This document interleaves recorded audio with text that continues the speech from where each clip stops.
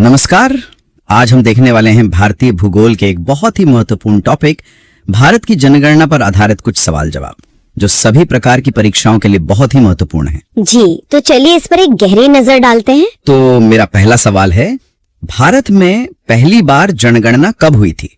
आपके विकल्प हैं 1861 ईस्वी, 1872 ईस्वी, 1881 ईस्वी या 1882 ईस्वी।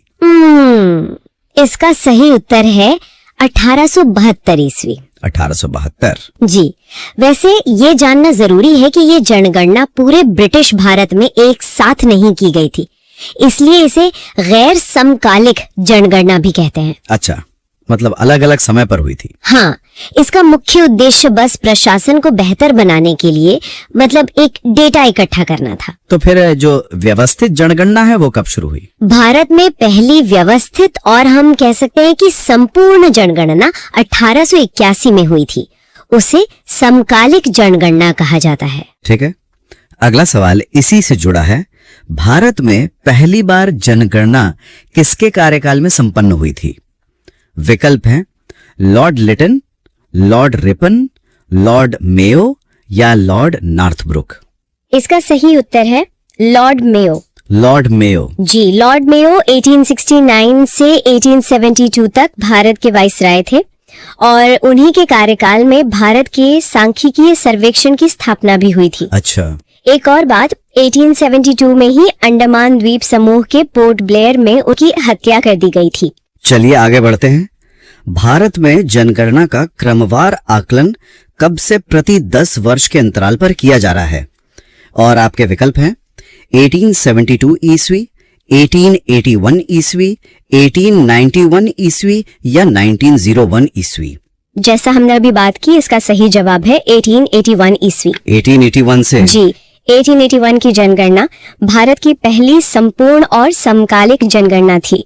यह जनगणना वाइसराय लॉर्ड रिपन के कार्यकाल में हुई थी और तब से ये हर 10 साल में हो रही है। हाँ, तब से लेकर आज तक हर 10 साल पर बिना किसी रुकावट के जनगणना होती आ रही है।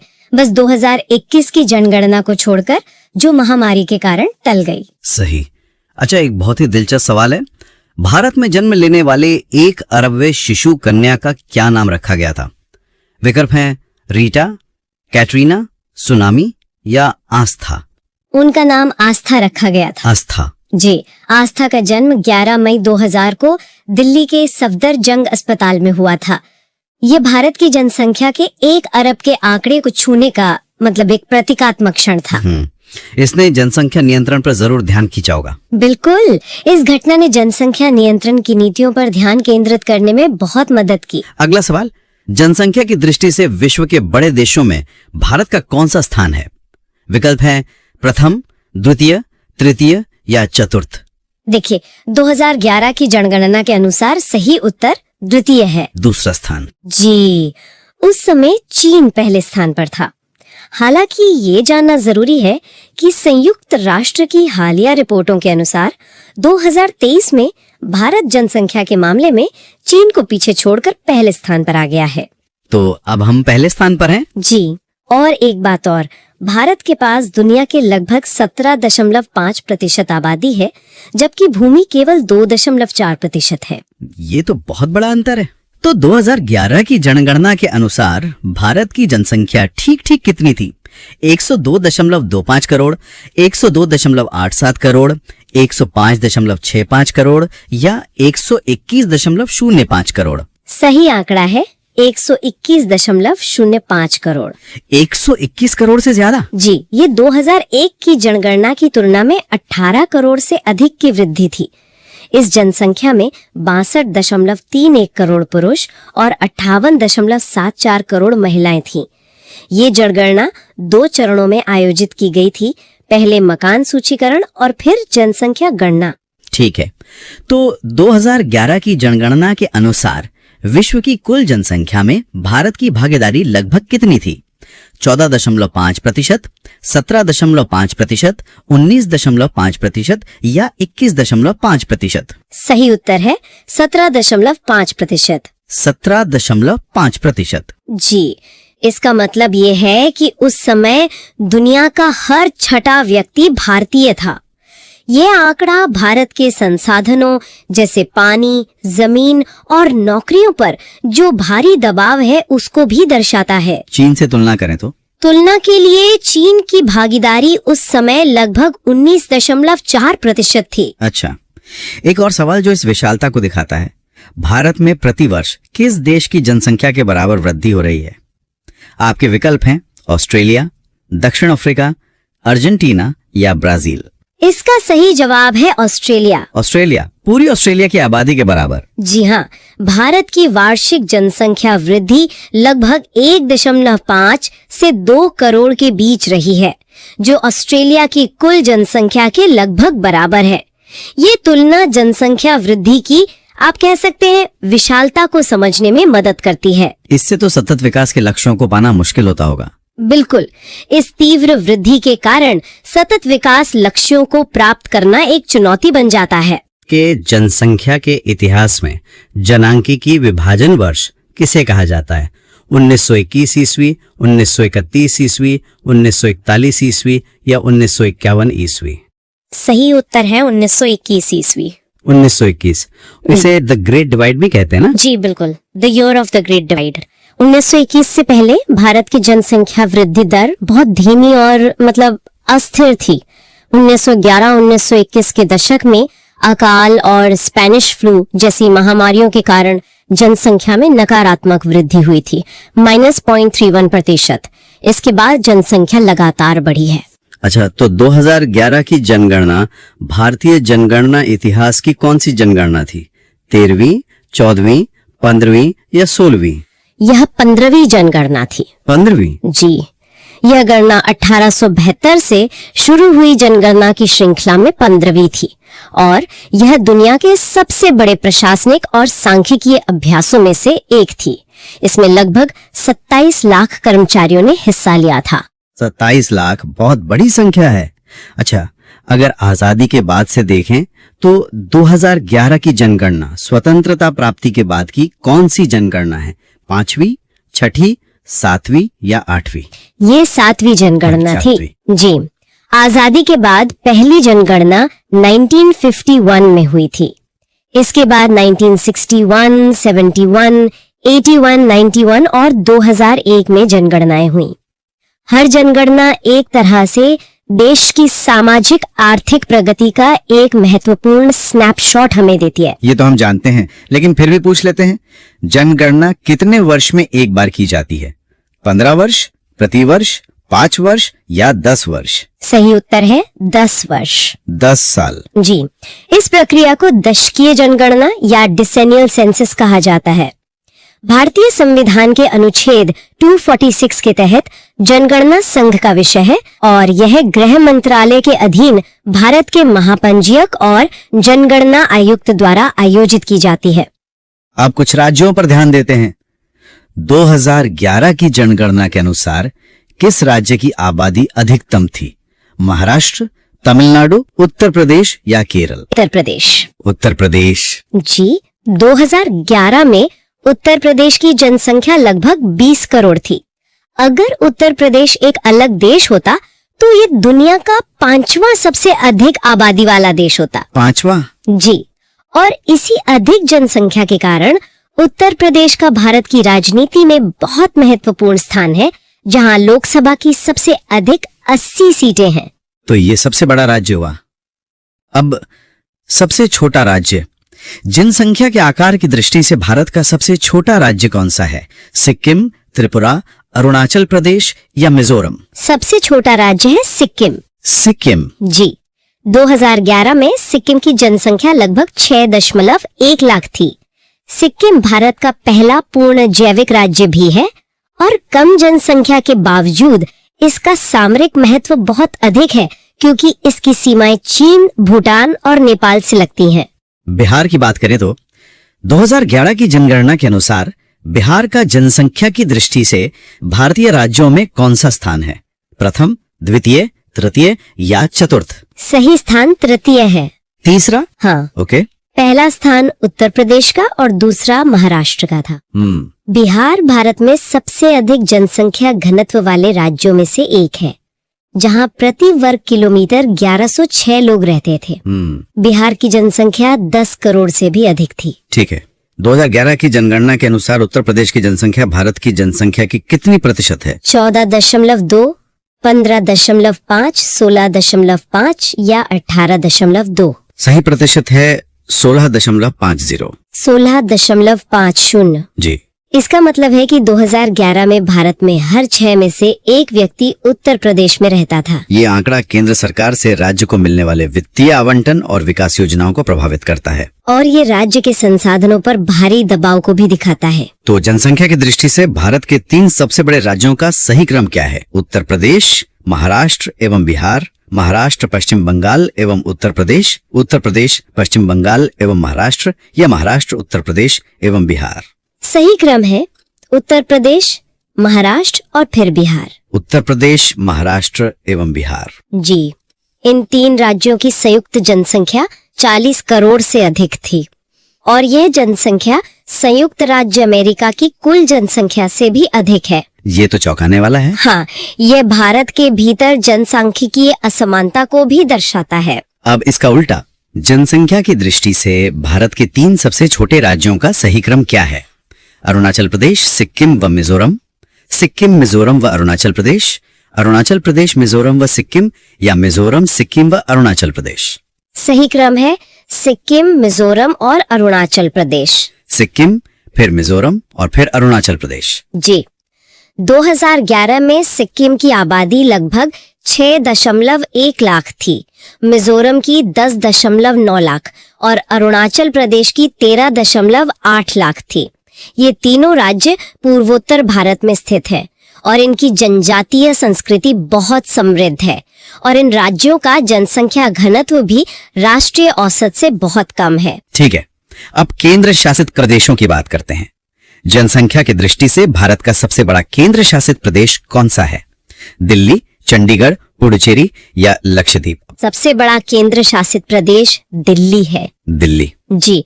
2011 में दिल्ली की जनसंख्या 1.67 करोड़ से अधिक थी। दिल्ली भारत का राष्ट्रीय राजधानी क्षेत्र भी है और उच्च जनसंख्या घनत्व के कारण दिल्ली को प्रदूषण, यातायात और आवास जैसी चुनौतियों का सामना करना पड़ता है। और सबसे छोटा केंद्र शासित प्रदेश? दमन व दीव, दादरा नगर हवेली, अंडमान निकोबार या लक्षद्वीप? सही उत्तर है लक्षद्वीप। लक्षद्वीप। हाँ। 2011 में लक्षद्वीप की आबादी मात्र 64,000 के आसपास थी। ये अरब सागर में स्थित 36 द्वीपों का एक समूह है और यह भारत का सबसे छोटा केंद्र शासित प्रदेश है, क्षेत्रफल और जनसंख्या दोनों में। एक बहुत ही दिलचस्प तुलना वाला सवाल है। जी। उत्तर प्रदेश की जनसंख्या नीचे दिए गए देश समूहों के एक समूह के प्रत्येक देश की जनसंख्या से अधिक है। वो समूह कौन सा है? जर्मनी, फ्रांस, इंडोनेशिया, ब्राजील, या जर्मनी, ब्राजील, रूस, नाइजीरिया, या यूके, जर्मनी, जापान, पाकिस्तान, या फिर यूके, यूएसए, जापान, बांग्लादेश? सही समूह है UK, Germany, Japan, Pakistan. UK, Germany, Japan और पाकिस्तान, इन सबसे ज्यादा आबादी अकेले यूपी की थी। जी। ये सवाल उत्तर प्रदेश की विशाल जनसंख्या को एक परिप्रेक्ष्य में रखने के लिए है। 2011 में यूपी की जनसंख्या जो लगभग 200 मिलियन थी, वो पाकिस्तान की लगभग 17 मिलियन जनसंख्या से भी अधिक थी। यह तुलना दर्शाती है कि उत्तर प्रदेश का प्रबंधन करना किसी बड़े देश का प्रबंधन करने जैसा है। बिल्कुल। एक और क्रम वाला सवाल। 2011 की जनगणना के अंतिम आंकड़ों के अनुसार भारत के राज्यों का जनसंख्या के आधार पर सही क्रम क्या होगा? राज्य हैं उत्तर प्रदेश, बिहार, महाराष्ट्र, आंध्र प्रदेश और पश्चिम बंगाल। आपके विकल्प हैं 1, 2, 3, 4, 5, या 1, 2, 3, 5, 4, या 1, 3, 2, 4, 5, या 1, 3, 2, 5, 4। इसका सही क्रम है 1, 3, 2, 5, 4। 1, 3, 2, 5, 4 मतलब? इसका मतलब है 1 उत्तर प्रदेश, फिर 3 महाराष्ट्र, फिर 2 बिहार, उसके बाद 5 पश्चिम बंगाल और फिर 4 आंध्र प्रदेश। यहाँ ये ध्यान रखना महत्वपूर्ण है कि 2014 में आंध्र प्रदेश का विभाजन हो गया और तेलंगाना एक नया राज्य बना। हाँ, तो अगली जनगणना में आंकड़े बदल जाएंगे। बिल्कुल। अगली जनगणना में आंध्र प्रदेश और तेलंगाना के लिए अलग अलग आंकड़े होंगे। अब वृद्धि के कारणों पर आते हैं। भारत में जनसंख्या वृद्धि का मुख्य कारण क्या है? मृत्यु दर में कमी, जन्म दर में बढ़ोतरी, कम उम्र में विवाह या आर्थिक प्रगति? इसका मुख्य कारण है मृत्यु दर में कमी। अच्छा, जन्म दर में बढ़ोतरी नहीं? नहीं, देखिए, बेहतर स्वास्थ्य सेवाओं, टीकाकरण और स्वच्छता के कारण मृत्यु दर में तेजी से गिरावट आई है। जन्म दर में भी कमी आई है, लेकिन मृत्यु दर की तुलना में धीमी गति से। और जन्म और मृत्यु दर के बीच का यही अंतर जनसंख्या वृद्धि का कारण बनता है, जिसे प्राकृतिक वृद्धि कहते हैं। ठीक है, तो वर्ष 2011 की जनगणना के अनुसार देश में 2001-2011 दशक के दौरान जनसंख्या वृद्धि दर कितने प्रतिशत रही है? 17.7%, 21.54%, 22.80% या 23.50%? सही उत्तर 17.7% है। 17.7%। जी, ये पिछले दशक यानी 1991-2001 की वृद्धि दर जो 21.54% थी, उससे कम थी। ये एक सकारात्मक संकेत है जो दर्शाता है कि भारत की जनसंख्या वृद्धि की गति अब धीमी हो रही है। लेकिन फिर भी? हाँ, लेकिन निरपेक्ष संख्या में देखें तो 18.1 करोड़ लोग जुड़े, जो कि एक बहुत बड़ी संख्या है। बिल्कुल। अच्छा, 2011 की जनगणना के अनुसार किस राज्य में 2001-2011 की अवधि में जनसंख्या वृद्धि दर सर्वाधिक रही है? मध्य प्रदेश, मणिपुर, राजस्थान या मेघालय? सर्वाधिक वृद्धि दर मेघालय में रही है। मेघालय? जी। मेघालय की दशकीय वृद्धि दर 27.9% थी, जो राष्ट्रीय औसत से बहुत अधिक है। उच्च प्रजनन दर और आप्रवासन इसके मुख्य कारण माने जाते हैं। दूसरे स्थान पर अरुणाचल प्रदेश था 26% और तीसरे पर बिहार 25.4%। तो भारत की जनसंख्या की मौजूदा वार्षिक वृद्धि दर कितनी है? 1.64%, 2.14%, 2.54% या 2.62%? 2011 की जनगणना के आधार पर औसत वार्षिक वृद्धि दर 1.64%। 1.64%। जी, ये 2001-2011 दशक की कुल 17.7% दशकीय वृद्धि का वार्षिक औसत है। यह दर पिछली जनगणनाओं की तुलना में घट रही है। विश्व की औसत वार्षिक वृद्धि दर उस समय लगभग 1.2% थी। तो भारत में सर्वाधिक तेज जनसंख्या वृद्धि दर वाला राज्य है उत्तर प्रदेश, बिहार, नागालैंड या मेघालय? सर्वाधिक तेज वृद्धि दर वाला राज्य मेघालय है। फिर से मेघालय? जी, जैसा कि पहले बताया, मेघालय की वृद्धि दर 27.9% थी। यह भारत के विभिन्न क्षेत्रों में मतलब जनसांख्यिकीय संक्रमण के विभिन्न चरणों को दर्शाता है। पूर्वोत्तर और कुछ उत्तरी राज्यों में वृद्धि दर दक्षिणी राज्यों की तुलना में अधिक है। तो फिर सबसे धीमी वृद्धि दर वाला राज्य कौन सा है? नागालैंड व केरल, कर्नाटक व असम, आंध्र प्रदेश व उड़ीसा या पंजाब व हरियाणा? सही उत्तर है नागालैंड और केरल। नागालैंड और केरल? हाँ, नागालैंड ने तो -0.6% की नकारात्मक वृद्धि दर दर्ज की, जो एक असाधारण मामला था, और केरल की वृद्धि दर 4.9% थी, जो सभी प्रमुख राज्यों में सबसे कम थी। केरल में कम क्यों है? केरल की कम वृद्धि दर उच्च साक्षरता, बेहतर स्वास्थ्य सेवा और सामाजिक जागरूकता का परिणाम है। ठीक है, तो निम्नलिखित में से कौन से राज्य समूह में 2001-2011 की अवधि में सर्वाधिक जनसंख्या वृद्धि प्रतिशत में अंकित की गई? राजस्थान, गुजरात और पंजाब, तमिलनाडु, महाराष्ट्र और गुजरात, महाराष्ट्र, गुजरात और केरल या मेघालय, अरुणाचल प्रदेश और बिहार? सही समूह है मेघालय, अरुणाचल प्रदेश और बिहार। ये वही 3 राज्य हैं जिनका आपने पहले जिक्र किया था। जी, इन तीनों राज्यों की दशकीय वृद्धि दर 25% से अधिक थी। यह बीमारू राज्यों की उच्च वृद्धि दर की प्रवृत्ति को दर्शाता है, जिसमें अब पूर्वोत्तर के राज्य भी शामिल हो गए हैं। इन राज्यों में विकास और परिवार नियोजन पर अधिक ध्यान देने की आवश्यकता है। 2011 की जनगणना आंकड़ों के अनुसार निम्नलिखित में से किस राज्य की जनसंख्या वृद्धि दर सबसे कम है? गोवा, पश्चिम बंगाल, नागालैंड या केरल? सबसे कम वृद्धि दर नागालैंड की थी। नागालैंड की, जहां नकारात्मक वृद्धि हुई थी। जी, नागालैंड ने 0.58% की नकारात्मक दशकीय वृद्धि दर्ज की। यह भारत के किसी भी राज्य के लिए जनगणना के इतिहास में पहली बार था। इसके कारणों पर विशेषज्ञ बहस करते हैं, जिसमें पिछली जनगणना के आंकड़ों में संभावित ज्यादा गिनती और वर्तमान में बेहतर गणना शामिल है। ठीक है, तो नवीनतम जनगणना यानी 2011 के अनुसार भारत में जनसंख्या की औसत वार्षिक वृद्धि दर घट रही है, बढ़ रही है, तीव्र गति से बढ़ रही है या स्थिर हो गई है? सही जवाब है घट रही है। घट रही है। जी, भारत की जनसंख्या वृद्धि दर 1961 से 71 के दशक में अपने चरम पर थी। उसके बाद से दशकीय वृद्धि दर में लगातार गिरावट आ रही है।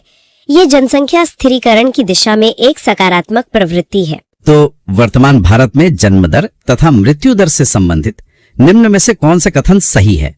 जन्म दर उठ रही है तथा मृत्यु दर गिर रही है, जन्म दर गिर रही है तथा मृत्यु दर उठ रही है, जन्म दर तथा मृत्यु दर दोनों गिर रही है, या जन्म दर तथा मृत्यु दर दोनों उठ रही है? सही कथन है, जन्म दर तथा मृत्यु दर दोनों गिर रही है। दोनों गिर रही हैं। जी, ये जनसांख्यिकीय संक्रमण के तीसरे चरण का संकेत है। स्वास्थ्य सेवाओं के कारण मृत्यु दर में तेजी से गिरावट आई है और शिक्षा, जागरूकता और परिवार नियोजन के साधनों की उपलब्धता के कारण जन्म दर भी घट रही है। भारत की उच्चतम जनसंख्या वृद्धि दर किस दशक में रही है? 1951 से 61 दशक में, 1961 से 71 दशक में, 1971 से 81 दशक में, या 1981-91 दशक में? सही उत्तर है 1961 से 71 के दशक में। 1961 से 71। जी, इस दशक में दशकीय वृद्धि दर 24.80% के शिखर पर पहुंच गई थी। इस अवधि को भारत में जनसंख्या विस्फोट की अवधि भी कहा जाता है। इसका मुख्य कारण मृत्यु दर में भारी गिरावट थी, जबकि जन्म दर उच्च बनी हुई थी। पिछले जनगणना दशक में भारतीय जनसंख्या की वार्षिक घातीय वृद्धि दर कितनी थी? 1.56%, 1.64%, 1.95% या 2.14%? ये 1.64% थी। 1.64%। जी, ये 2001-2011 दशक के लिए औसत वार्षिक वृद्धि दर को व्यक्त करने का एक और तरीका है। घातीय वृद्धि दर का उपयोग तब किया जाता है जब वृद्धि आधार जनसंख्या पर चक्रवृद्धि होती है। ये 1991-2001 की 1.97% की दर से कम थी। 2001-2011 में सर्वाधिक जनसंख्या वृद्धि दर वाला राज्य मेघालय है। दूसरे स्थान पर कौन सा राज्य है? मणिपुर, मेघालय, अरुणाचल प्रदेश या त्रिपुरा? दूसरे स्थान पर अरुणाचल प्रदेश है। अरुणाचल प्रदेश। जी, अरुणाचल प्रदेश की दशकीय वृद्धि दर 26.0% थी। यह भारत के पूर्वोत्तर क्षेत्र में उच्च जनसंख्या वृद्धि की प्रवृत्ति को पुष्ट करता है। कम जनसंख्या घनत्व के बावजूद उच्च वृद्धि दर भविष्य में संसाधनों पर दबाव डाल सकती है। पिछली शताब्दी में भारत में जनसंख्या की विस्फोटक वृद्धि का सर्वाधिक महत्वपूर्ण कारण क्या था? जन्म दर में तीव्र वृद्धि, अवैध आप्रवास, मृत्यु दर में तीव्र ह्रास, या इनमें से कोई नहीं?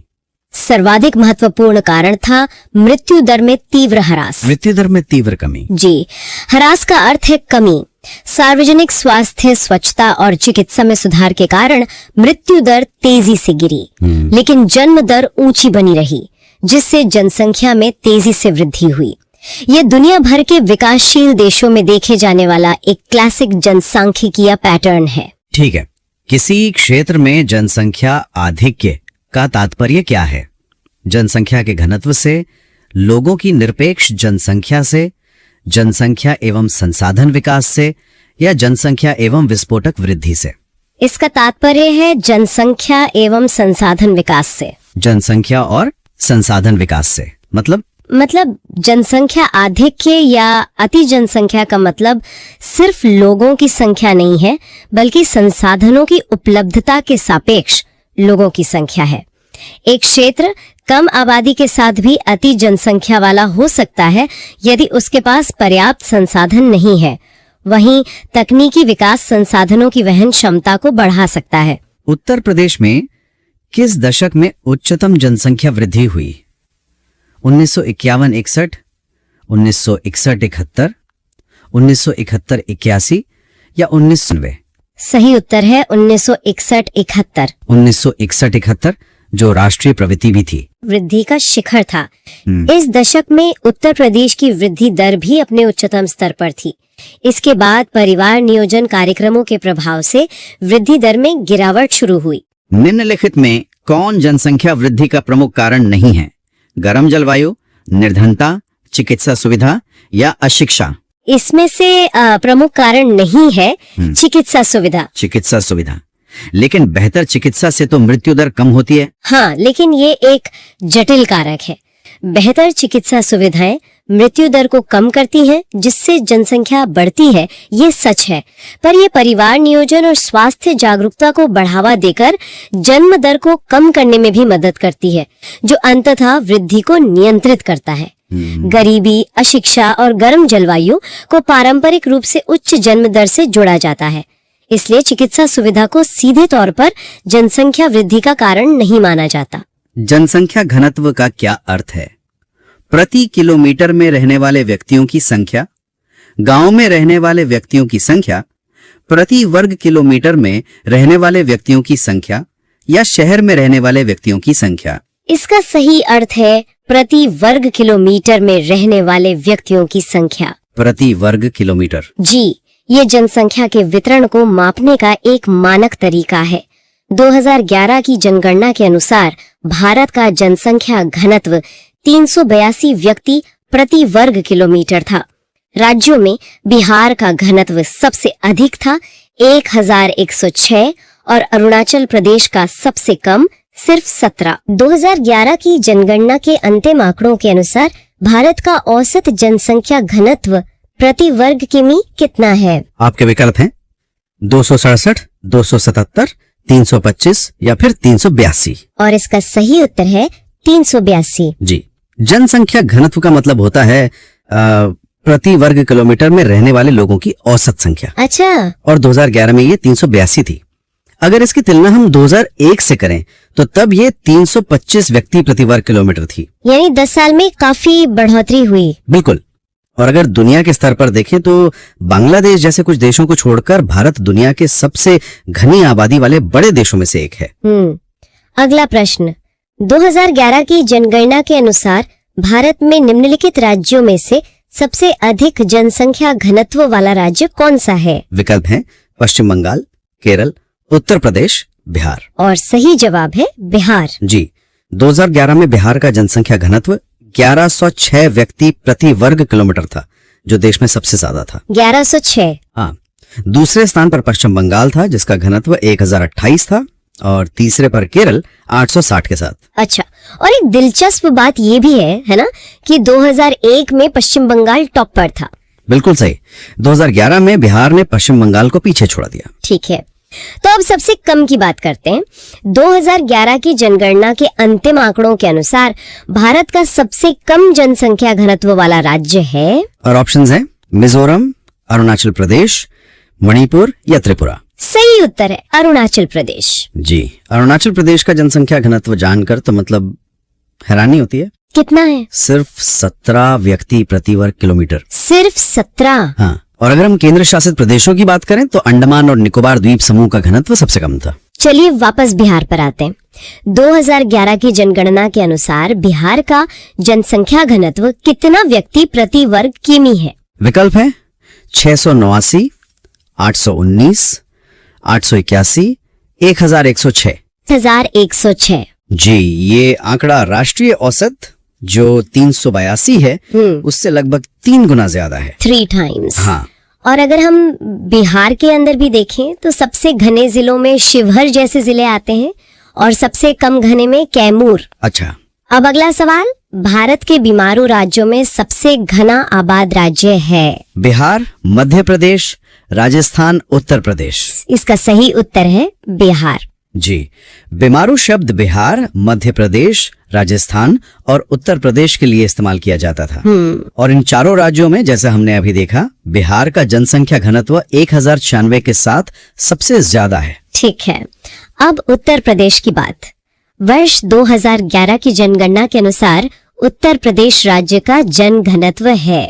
विकल्प हैं 904, 881, 819, 829। सही उत्तर है 829। जी, उत्तर प्रदेश का जन घनत्व 829 व्यक्ति प्रति वर्ग किलोमीटर है। ये राष्ट्रीय औसत से तो काफी ज्यादा है। हाँ। लेकिन एक बात ध्यान देने वाली है कि जनसंख्या के मामले में यूपी भारत का सबसे बड़ा राज्य है, पर घनत्व के मामले में ये चौथे स्थान पर आता है। अगला प्रश्न, भारत में निम्नांकित महानगर या नगरों में से किसका जनसंख्या घनत्व सबसे कम है? मुंबई, कोलकाता, दिल्ली या फिर चेन्नई। और सही उत्तर है चेन्नई। जी, इन चारों महानगरों में से 2011 के आंकड़ों के अनुसार चेन्नई का जनसंख्या घनत्व सबसे कम था और सबसे ज्यादा घनत्व दिल्ली के राष्ट्रीय राजधानी क्षेत्र का था। महानगर की परिभाषा होती है मतलब एक बहुत बड़ा और घनी आबादी वाला शहर। अच्छा, अब एक मैच द कॉलम टाइप का सवाल है। सूची आई को सूची 2 से सुमेलित करना है। सूची आई में राज्य है बिहार, केरल, उत्तर प्रदेश, पश्चिम बंगाल। और सूची 2 में जनसंख्या घनत्व दिए गए हैं 1028, 1106, 860, 829। तो इसका सही मिलान कुछ इस तरह होगा। जी, बिहार का घनत्व है 1106, ठीक है। केरल का 860, उत्तर प्रदेश का 829 और पश्चिम बंगाल का 1028। इनके घनत्व में जो अंतर है उसके पीछे भौगोलिक कारण भी होंगे, है ना? बिल्कुल, जैसे बिहार और बंगाल के मैदानी इलाके घने बसे हैं, वहीं दूसरे राज्यों की भौगोलिक स्थिति अलग है। अगला सवाल, सर्वोच्च जनसंख्या घनत्व के अवरोही क्रम में भारतीय राज्यों का सही अनुक्रम क्या है? विकल्प थोड़े लंबे हैं। पहला, केरल, पश्चिम बंगाल, उत्तर प्रदेश एवं बिहार। दूसरा, उत्तर प्रदेश, पश्चिम बंगाल, केरल एवं तमिलनाडु। तीसरा, पश्चिम बंगाल, केरल, बिहार एवं उत्तर प्रदेश। और चौथा, बिहार, पश्चिम बंगाल, केरल एवं उत्तर प्रदेश। और सही क्रम है बिहार, पश्चिम बंगाल, केरल एवं उत्तर प्रदेश। जी, ये टॉप 4 राज्य है। जी, बिहार सबसे ऊपर, फिर पश्चिम बंगाल, फिर केरल और फिर उत्तर प्रदेश। और केंद्र शासित प्रदेशों में? केंद्र शासित प्रदेशों में तो दिल्ली का जनसंख्या घनत्व सबसे ज्यादा है 11,320। 11,320। जी, चलिए अब विषय बदलते हैं और लिंगानुपात पर आते हैं। लिंगानुपात का परिकलन कैसे किया जाता है? विकल्प हैं देश में प्रति 1000 लोगों पर बच्चों की संख्या, देश में प्रति 100 महिलाओं पर पुरुषों की संख्या, देश में प्रति 1000 पुरुष पर महिलाओं की संख्या, या देश में प्रति 100 बच्चों पर लोगों की संख्या। सही उत्तर है देश में प्रति 1000 पुरुष पर महिलाओं की संख्या। हाँ, ये एक बहुत ही महत्वपूर्ण सामाजिक संकेतक है। सही बात है। ये समाज में महिलाओं की स्थिति को दर्शाता है। इसी में एक और अवधारणा होती है बाल लिंगानुपात की, जो 0 से 6 वर्ष के बच्चों के लिए होती है। ठीक है, तो 2011 की जनगणना के अनुसार भारत में प्रति 1000 पुरुषों पर महिलाओं की संख्या कितनी है? 927, 933, 936 या 943। सही उत्तर है 943। जी, 2011 में भारत का लिंगानुपात 943 था। अगर इसकी तुलना 2001 से करें तो तब ये 933 था। मतलब 10 अंकों का सुधार हुआ। हाँ, और इसमें भी ग्रामीण और शहरी क्षेत्रों में अंतर है। ग्रामीण लिंगानुपात 949 था, जबकि शहरी 929। अच्छा, अगला सवाल पिछले सवाल जैसा ही है, बस पूछने का तरीका अलग है। 2011 की जनगणना के अनुसार भारत में जनसंख्या का पुरुष स्त्री अनुपात क्या है? 1000.933, 1000.935, 1000.941 या 1000.943। और सही उत्तर है 1000.943। जी। और अगर हम इसकी तुलना दुनिया के औसत से करें तो विश्व का औसत लिंगानुपात लगभग 984 महिलाएं प्रति 1000 पुरुष है। तो हम अभी भी वैश्विक औसत से पीछे हैं। हाँ, अभी काफी लंबा रास्ता तय करना है।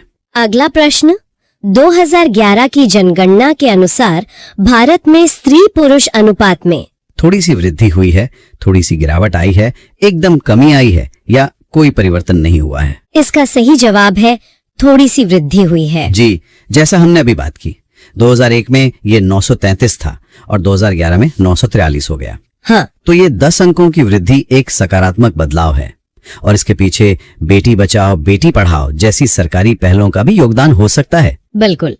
अब भारत के किस राज्य में महिलाओं की संख्या पुरुषों से अधिक है? विकल्प हैं बिहार, केरल, कर्नाटक, तमिलनाडु। और सही उत्तर है केरल। जी, केरल भारत का एकमात्र ऐसा राज्य है जहां लिंगानुपात महिलाओं के पक्ष में है। वहाँ का आंकड़ा क्या है? 1084, यानी 1000 पुरुषों पर 1084 महिलाएं। इसके पीछे उच्च महिला साक्षरता और बेहतर स्वास्थ्य सुविधाएं बड़े कारण हैं। और केंद्र शासित प्रदेशों में? पुडुचेरी, वहां भी लिंगानुपात 1037 के साथ सकारात्मक है। अच्छा, अगला सवाल भी इससे जुड़ा है। निम्नलिखित में से किस राज्य की जनसंख्या महिलाओं के अनुकूल है? उत्तर प्रदेश, तमिलनाडु, पश्चिम बंगाल या केरल? सही उत्तर है केरल। हाँ, महिलाओं के अनुकूल का मतलब यहाँ सकारात्मक लिंगानुपात से ही है। केरल के अलावा तमिलनाडु का लिंगानुपात 996 और आंध्र प्रदेश का 993 भी राष्ट्रीय औसत से काफी बेहतर है। ठीक है, अब थोड़ा इतिहास में जाते हैं। सन 1901 की जनगणना में भारत का लिंगानुपात कितना था? विकल्प हैं 933, 927, 972, 904। सही उत्तर है 972। जी, ये जानना बहुत दिलचस्प है कि 1901 में हमारा लिंगानुपात 972 था, जो 2011 के 943 से बेहतर था। तो मतलब आजादी के बाद गिरावट आई? हाँ, स्वतंत्रता के बाद के दशकों में इसमें गिरावट देखी गई, जो अब धीरे धीरे सुधर रही है। ठीक है, लिंगानुपात की दृष्टि से केरल में महिलाओं के लिए सर्वाधिक उपयुक्त दशाएं पाई जाती हैं।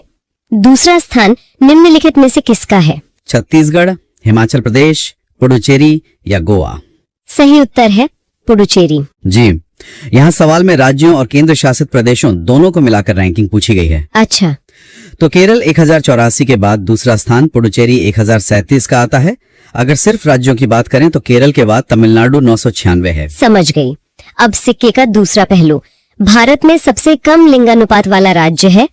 मिजोरम, हरियाणा, राजस्थान, मध्य प्रदेश।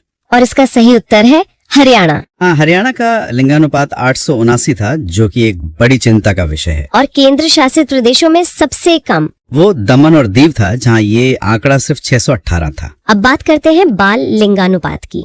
राष्ट्रीय जनगणना 2011 के अनुसार 6 वर्ष से कम आयु के बच्चों का लिंगानुपात है 919, 933, 945 या 972। सही उत्तर है 919। जी, और ये एक बहुत ही चिंताजनक आंकड़ा है। क्यों? क्योंकि 2001 में ये 927 था। मतलब समग्र लिंगानुपात तो बढ़ा, लेकिन बाल लिंगानुपात में गिरावट आई। ये तो बहुत गंभीर बात है। बिल्कुल। सबसे ज्यादा बाल लिंगानुपात अरुणाचल प्रदेश 972 में और सबसे कम हरियाणा 834 में था। अगला प्रश्न, निम्नलिखित में से कौन सही नहीं है? पहला कथन, केरल में स्त्री पुरुष अनुपात महिलाओं के पक्ष में है। दूसरा, भारत में लिंगानुपात 943 हो गया है। तीसरा, चंडीगढ़ में लिंगानुपात देश में सबसे कम है। चौथा, पुडुचेरी में स्त्री पुरुष अनुपात महिलाओं के पक्ष में है। जो कथन सही नहीं है वो है चंडीगढ़ में लिंगानुपात देश में सबसे कम है। जी, ये कथन गलत है। सबसे कम लिंगानुपात वाला राज्य हरियाणा है। और केंद्र शासित प्रदेशों में? दमन और दीव। चंडीगढ़ का लिंगानुपात 818 है, जो बहुत कम तो है, लेकिन सबसे कम नहीं। ठीक है, अब राज्यों के क्रम से जुड़ा एक सवाल। राष्ट्रीय जनगणना 2011 के अनुसार लिंगानुपात के संदर्भ में राज्यों का आरोही क्रम है? पहला विकल्प मध्य प्रदेश, छत्तीसगढ़, तमिलनाडु, केरल। दूसरा, केरल, तमिलनाडु, छत्तीसगढ़, मध्य प्रदेश। तीसरा, केरल, मध्य प्रदेश, छत्तीसगढ़, तमिलनाडु। चौथा, छत्तीसगढ़, मध्य प्रदेश, तमिलनाडु, केरल। और सही आरोही यानी बढ़ता हुआ क्रम है मध्य प्रदेश, छत्तीसगढ़, तमिलनाडु, केरल। जी, अगर हम आंकड़े देखें तो मध्य प्रदेश का 931 है, छत्तीसगढ़ का 991, तमिलनाडु का 996 और केरल का 1084। इससे क्रम बिल्कुल स्पष्ट हो जाता है। हाँ। अगला सवाल, 2011 की जनगणना के अनुसार भारत के वृहत नगरों में सर्वाधिक प्रतिकूल यौन अनुपात कहाँ मिलता है? कोलकाता, चेन्नई, दिल्ली या मुंबई? सही उत्तर है मुंबई। जी, बड़े शहरों में अक्सर रोजगार के लिए पुरुषों का प्रवास ज्यादा होता है।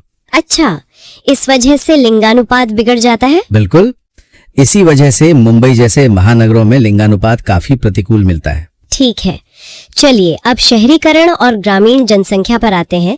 सन 2011 की जनगणना के अनुसार ग्रामीण जनसंख्या का सबसे अधिक अनुपात किस राज्य में है? हिमाचल प्रदेश, राजस्थान, मध्य प्रदेश या बिहार? सही उत्तर है हिमाचल प्रदेश। जी, हिमाचल प्रदेश की लगभग 90% आबादी ग्रामीण है, जो देश में सबसे ज्यादा है। और सबसे कम ग्रामीण आबादी वाला? वो गोवा है। तो इसका मतलब भारत का सर्वाधिक नगरीकरण वाला राज्य गोवा हुआ? हाँ, आपका अगला सवाल भी यही है। विकल्प है पश्चिम बंगाल, महाराष्ट्र, गुजरात, गोवा।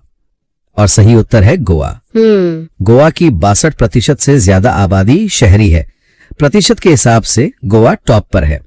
लेकिन अगर कुल शहरी आबादी की बात करें तो महाराष्ट्र सबसे आगे है। अच्छा, ये एक जरूरी अंतर है। तो फिर 2011 की जनगणना में भारत में ग्रामीण जनसंख्या का प्रतिशत कितना था? 68.8%, 72.2%, 74.29% या 76.7%? सही उत्तर है 68.8%। जी, इसका मतलब ये हुआ कि शहरी जनसंख्या का प्रतिशत 31.2% था। और अगर आप 2001 से तुलना करें तो पता चलता है कि शहरीकरण की प्रवृत्ति लगातार बढ़ रही है। ठीक है, अब एक और क्रम वाला सवाल। राज्य की कुल जनसंख्या में नगरीय जनसंख्या के अनुपात के आधार पर निम्नलिखित राज्यों का सही क्रम क्या होगा?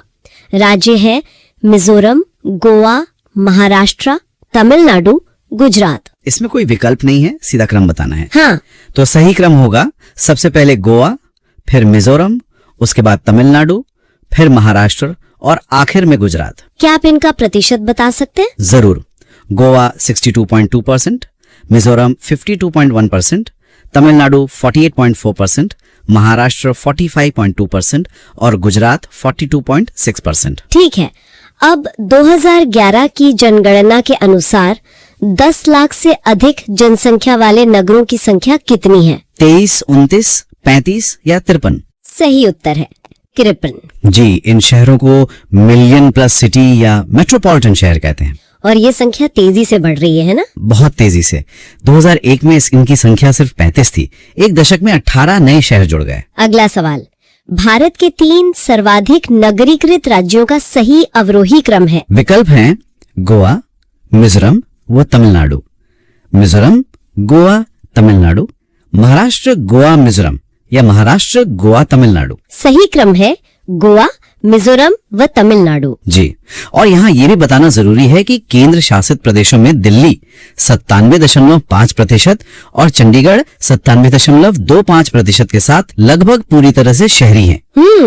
अब इन विकल्पों में से बताइए, निम्नलिखित में से सबसे अधिक नगरीकृत राज्य कौन सा है? उत्तर प्रदेश, गुजरात, महाराष्ट्र, पश्चिम बंगाल। सही उत्तर है महाराष्ट्र। हाँ, यहाँ ये समझना जरूरी है कि सवाल दिए गए विकल्पों में से पूछ रहा है। सही। इन चारों में महाराष्ट्र 45.2% के साथ सबसे अधिक नगरीकृत है। वैसे पूरे भारत में गोवा टॉप पर है। ठीक है, अगला सवाल भी इसी से जुड़ा है।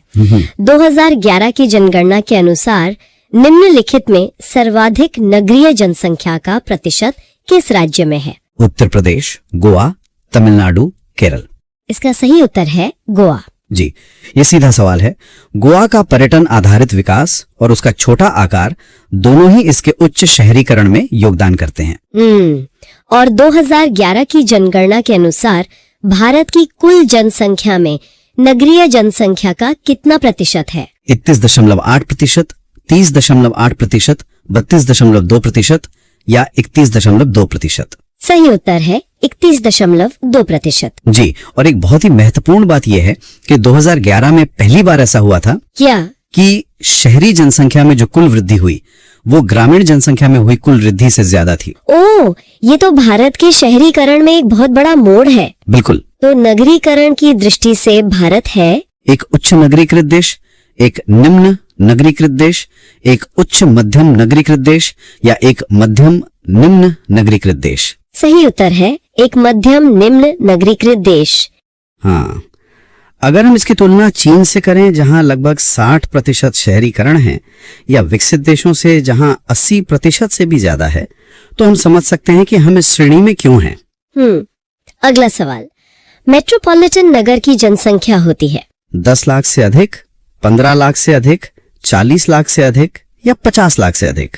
सही उत्तर है 10 लाख से अधिक। जी, मुंबई, दिल्ली, कोलकाता, चेन्नई, बेंगलुरु, हैदराबाद ये सभी भारत के कुछ प्रमुख मेट्रोपॉलिटन शहर हैं। और मेगालोपोलिस सामान्यतः कितनी जनसंख्या वाले नगर होते हैं? 45 लाख से अधिक, 50 लाख से अधिक, 55 लाख से अधिक या 60 लाख से अधिक? सही उत्तर है 50 लाख से अधिक। जी, मेगालोपोलिस की अवधारणा थोड़ी अलग है। ये अक्सर कई शहरों के आपस में मिल जाने से बनता है। जैसे भारत में मुंबई और दिल्ली को इस श्रेणी में रखा जा सकता है। अच्छा, अब भारतीय जनसंख्या आयोग द्वारा नगर की परिभाषा के लिए कुछ मानक निर्धारित हैं। पहला, 75% कार्यशील पुरुष गैर कृषि कार्यों में लगे हों। दूसरा, न्यूनतम जनसंख्या घनत्व 400 व्यक्ति प्रति वर्ग किलोमीटर हो। और तीसरा, उस स्थान की जनसंख्या 5000 से अधिक हो। तो इनमें से कौन कौन से मानक जरूरी हैं? पहला, दूसरा और तीसरा, पहला और तीसरा या दूसरा और तीसरा? सही उत्तर है पहला, दूसरा और तीसरा, यानी तीनों मानक आवश्यक हैं। जी, ये असल में जनगणना शहर यानी सेंसस टाउन की परिभाषा है। इसके अलावा वो शहर भी होते हैं जहां नगरपालिका या निगम होता है, उन्हें वैधानिक शहर कहते हैं, चाहे वो इन मानदंडों को पूरा करें या नहीं करें। ठीक है, अब बताइए मेट्रोपोलिस की संख्या 2001 से 2011 में हो गई। 12 से 22, 13 से 23, 35 से 53 या 38 से 58? सही उत्तर है 35 से 53। जी, मतलब एक दशक में 18 नए मेट्रो शहर जुड़ गए। जैसे कौन से शहर? इसमें कोझिकोड, रायपुर जैसे कई नए शहर शामिल हुए। भारत की नगरीय जनसंख्या में सर्वाधिक योगदान है उत्तर प्रदेश, महाराष्ट्र, पश्चिम बंगाल या तमिलनाडु का? सही उत्तर है महाराष्ट्र। जी, कुल शहरी आबादी के मामले में महाराष्ट्र सबसे आगे है, जहां 5.08 करोड़ शहरी आबादी है। और महाराष्ट्र के बाद?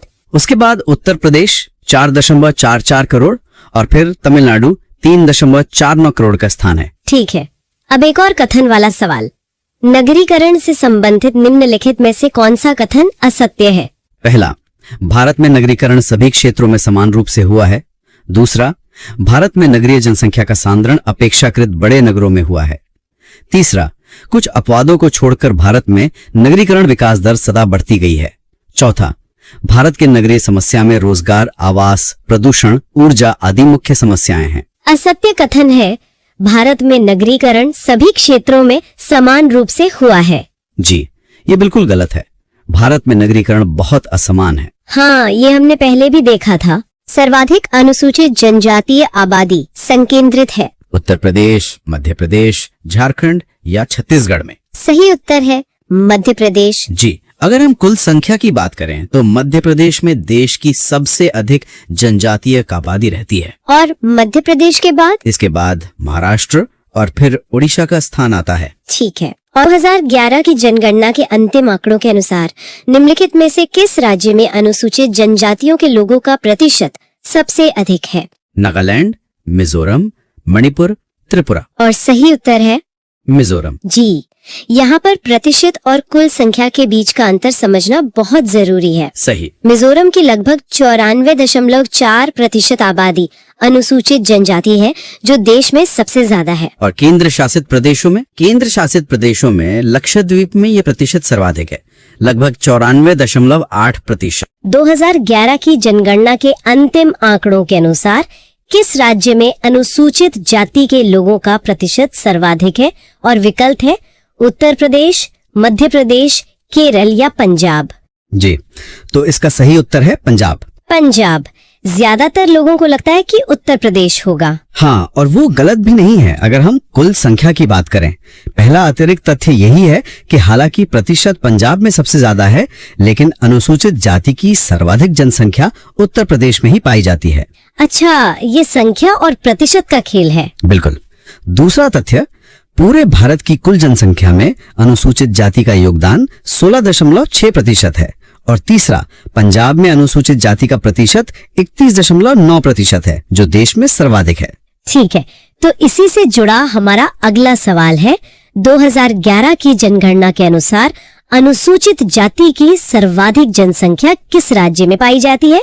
विकल्प है उत्तर प्रदेश, बिहार, राजस्थान और पश्चिम बंगाल। हाँ, तो जैसा कि हमने अभी बात की, इसका सही जवाब है उत्तर प्रदेश। बिल्कुल। और यहाँ ध्यान रखने वाली बात यही है कि जनसंख्या के मामले में उत्तर प्रदेश पहले स्थान पर है, लेकिन प्रतिशत के मामले में पंजाब। एक और फैक्ट ये है कि उत्तर प्रदेश भारत का सबसे अधिक जनसंख्या वाला राज्य भी है, जहाँ लगभग 20 करोड़ लोग रहते हैं। जी। और इसके विपरीत अगर हम अनुसूचित जनजाति की बात करें तो उनकी सर्वाधिक जनसंख्या मध्य प्रदेश में है। अच्छा, तो अनुसूचित जनजाति के लिए मध्य प्रदेश। चलिए इसी पर अगला सवाल लेते हैं। किस राज्य में अनुसूचित जनजाति की जनसंख्या सर्वाधिक है? और विकल्प हैं केरल, महाराष्ट्र, बिहार और मध्य प्रदेश। जी, इसका सही जवाब है मध्य प्रदेश। ठीक है, लेकिन यहाँ भी एक पेंच है।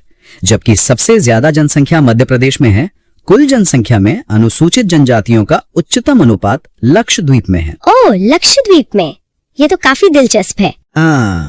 और भारत की कुल जनसंख्या में अनुसूचित जनजातीय आबादी का योगदान 8.6% है। एक और बात, कुछ राज्य और केंद्र शासित प्रदेश जैसे दिल्ली और हरियाणा में कोई अभिज्ञात जनजातीय समुदाय नहीं है। ठीक है, तो वापस अनुसूचित जाति पर आते हैं प्रतिशत के लिहाज से। कुल जनसंख्या में अनुसूचित जातियों का उच्चतम अनुपात किस राज्य में है? विकल्प: उत्तर प्रदेश, बिहार, मिजोरम, पंजाब। जैसा कि हमने पहले ही सवाल में चर्चा की थी, इसका जवाब है पंजाब। हाँ, ये प्रतिशत वाला सवाल है। जी, ये सवाल प्रतिशत के बारे में है, जहां पंजाब सबसे आगे है। अगर सवाल सबसे बड़ी संख्या का होता तो जवाब उत्तर प्रदेश होता। सही। और पूरे देश में अनुसूचित जातियों का जो औसत अनुपात है वो 16.6% है।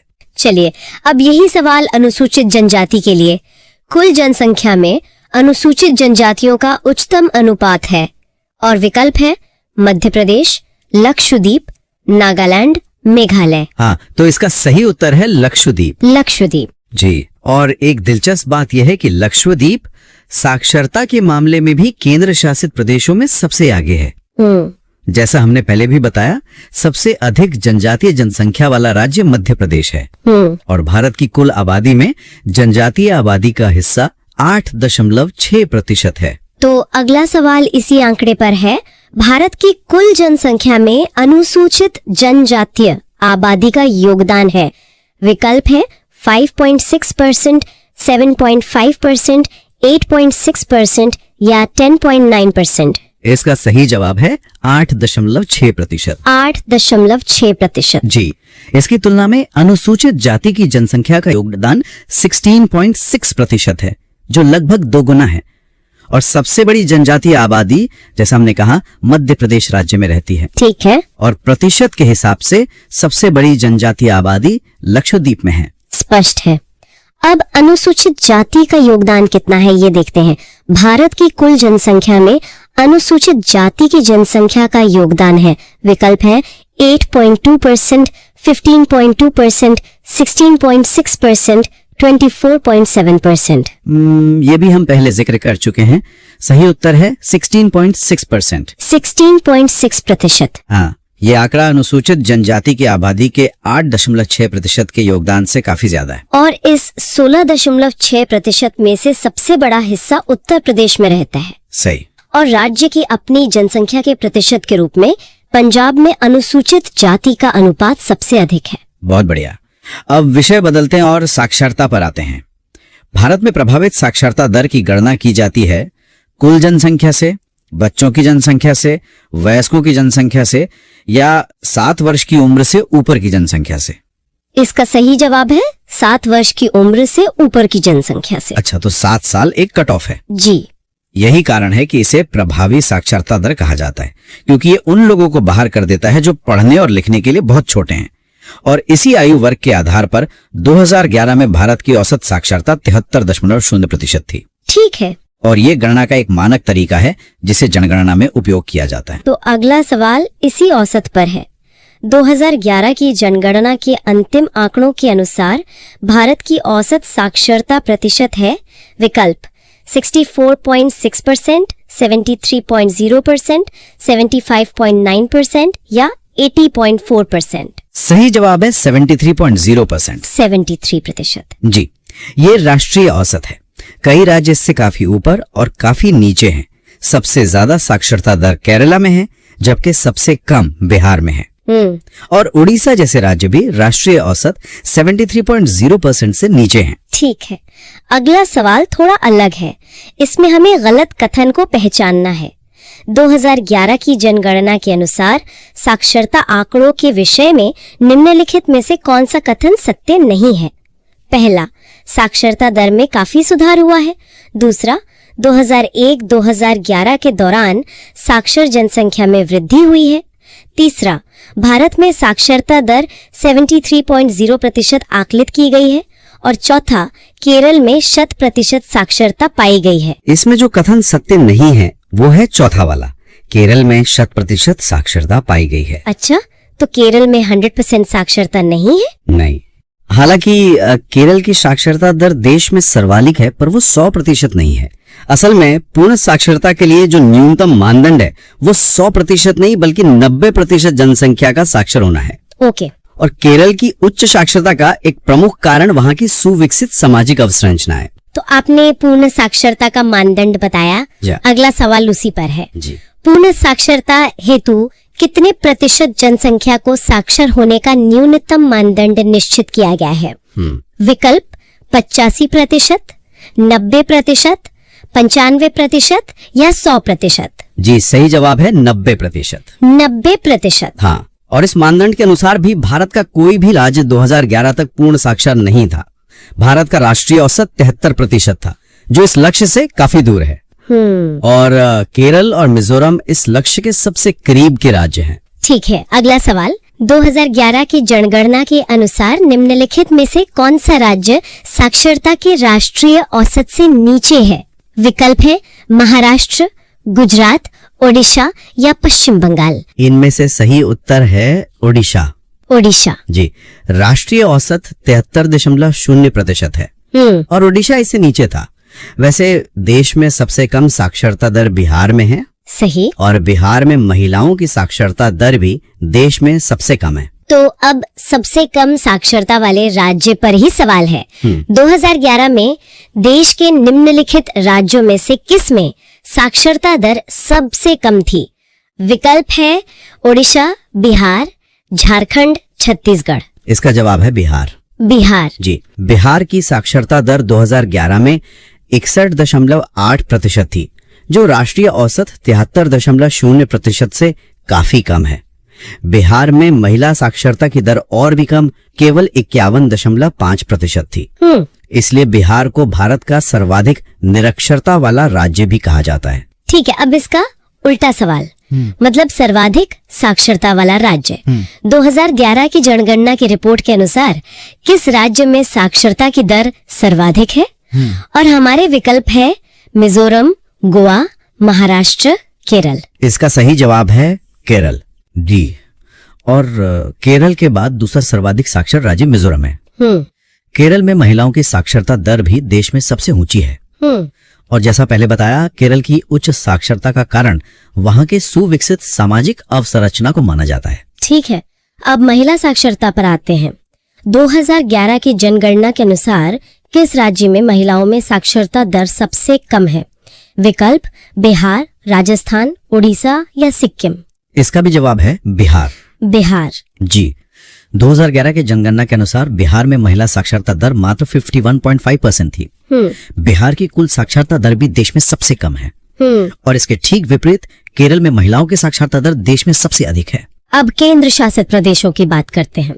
2011 की जनगणना के अनुसार किस केंद्र शासित प्रदेश में साक्षरता प्रतिशत अधिकतम है? विकल्प है दिल्ली, चंडीगढ़, पुदुचेरी, लक्षद्वीप। यहाँ सही जवाब है लक्षद्वीप। लक्षद्वीप। जी, ये वही है जहाँ जनजातीय अनुपात भी सबसे ज्यादा है। बिल्कुल। ये एक दिलचस्प बात है कि लक्षद्वीप में अनुसूचित जनजातियों का अनुपात भी देश में सबसे अधिक है। अगर हम राज्यों की बात करें तो केरल में साक्षरता प्रतिशत अधिकतम है। ये दिखाता है कि साक्षरता और सामाजिक विकास का एक गहरा संबंध है। अगला सवाल फिर से महिला साक्षरता पर है, लेकिन इस बार सबसे ऊंची दर के बारे में। 2011 की जनगणना के अनुसार किस राज्य में महिलाओं की साक्षरता दर सबसे ऊंची है? तमिलनाडु, केरल, मिजोरम या पश्चिम बंगाल। इसका जवाब है केरल। केरल। जी, केरल की समग्र साक्षरता दर भी देश में सर्वोच्च है और दूसरा सर्वाधिक साक्षर राज्य मिजोरम है। सही। और सबसे कम महिला साक्षरता दर वाला राज्य बिहार है। ठीक है, अब बिहार की साक्षरता दर के आंकड़े पर एक सीधा सवाल। बिहार में साक्षरता की वर्तमान स्थिति है 47.00%, 54.16%, 60.32% या 61.8%। इसका सही उत्तर है 61.8%।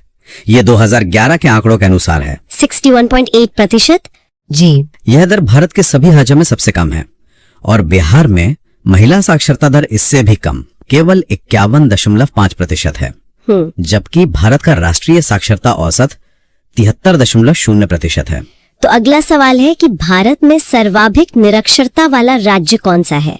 विकल्प है बिहार, झारखंड, जम्मू कश्मीर, अरुणाचल प्रदेश। इसका सही जवाब है बिहार। बिहार। जी, सबसे कम साक्षरता दर का मतलब ही सर्वाधिक निरक्षरता है।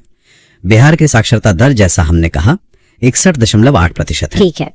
और एक अतिरिक्त जानकारी, बिहार जनसंख्या घनत्व के मामले में भी राज्यों में पहले स्थान पर है। अच्छा, अब केरल की उच्च साक्षरता के कारण पर एक सवाल है। केरल राज्य के उच्च साक्षरता का कारण है सुदृढ़ अर्थव्यवस्था, पिछड़ी जातियों की अनुपस्थिति, सुविकसित सामाजिक अवसंरचना या उच्च नगरीकृत समाज। इसका सबसे सटीक कारण है सुविकसित सामाजिक अवसंरचना। सुविकसित सामाजिक अवसंरचना। हाँ, इस अवसंरचना में स्कूल, कॉलेज और स्वास्थ्य सेवाओं तक बेहतर पहुंच शामिल है।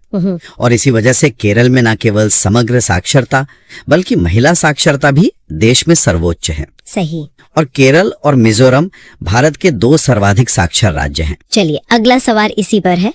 भारत के 2 सर्वाधिक साक्षर राज्य है महाराष्ट्र एवं पश्चिम बंगाल, तमिलनाडु एवं पंजाब, गुजरात एवं कर्नाटक या मिजोरम एवं केरल। इसका सही उत्तर है मिजोरम एवं केरल। मिजोरम और केरल। जी, इनमें केरल पहले स्थान पर और मिजोरम दूसरे स्थान पर है। मिजोरम में एक और तथ्य, ईसाई जनसंख्या का प्रतिशत भी देश में सर्वाधिक है। अच्छा। और सबसे कम साक्षर राज्य बिहार है। ठीक है। साक्षरता पर एक आखिरी सवाल। 2011 की जनगणना में साक्षरता ज्ञात करने हेतु किस आयु वर्ग के लोगों को सम्मिलित किया जाता है? 5 वर्ष या उससे अधिक आयु, 6 वर्ष या उससे अधिक आयु, 7 वर्ष या उससे अधिक आयु या 8 वर्ष या उससे अधिक आयु? इसका सही जवाब है 7 वर्ष या उससे अधिक आयु। 7 वर्ष या उससे अधिक, ये हम पहले भी डिस्कस कर चुके हैं। जी, यह एक मानक परिभाषा है ताकि आंकड़ों की तुलना की जा सके। 7 वर्ष से कम आयु के बच्चों को स्वाभाविक रूप से निरक्षर माना जाता है। और इसी आधार पर भारत की प्रभावी साक्षरता दर 73.0% है। चलिए, अब जनसंख्या और जनसांख्यिकी से जुड़े कुछ सवालों पर आते हैं। जनसंख्या वृद्धि पर अंकुश के लिए देवी रूपक योजना किस राज्य में चलाई जा रही है?